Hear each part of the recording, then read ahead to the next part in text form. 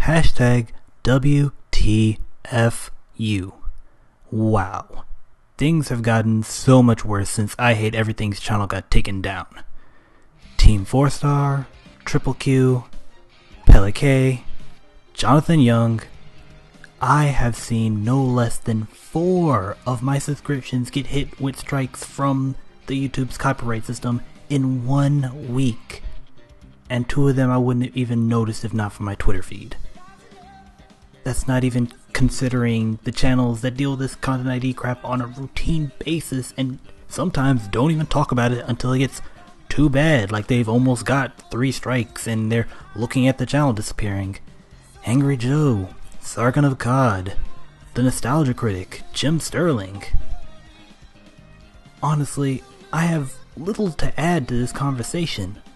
I joined YouTube recently and the only copyright problem I've had was with an early video that I didn't really do much with and didn't understand the system, and they didn't even try to take the video or the money that I didn't make from it because I didn't even monetize it.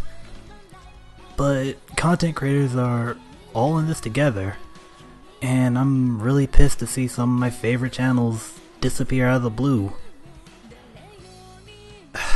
It's like super late at night. The content they are trying to censor, silence, claim, whatever you want to call it, isn't just something that can be copy and pasted.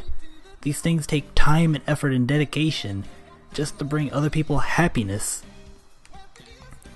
And all these companies, or bots, because sometimes the companies don't have any idea that this is happening and the automated system is blamed, all they are doing is shooting not only creativity itself in the leg, but their own wallets.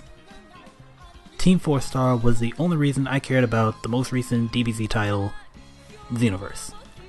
I had given up on full 3D fighters from the series, and their series reignited my desire to go Super Saiyan in a way that ironically neither of the movies could pull off.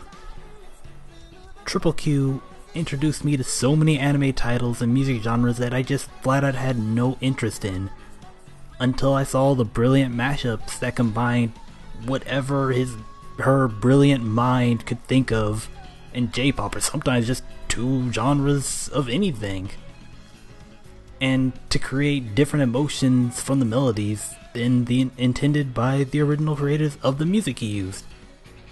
And then you have people like Sargon of Akkad and Jim Sterling who don't even bother with goddamn copyright magnets like gameplay, music, or literally everything I guess now.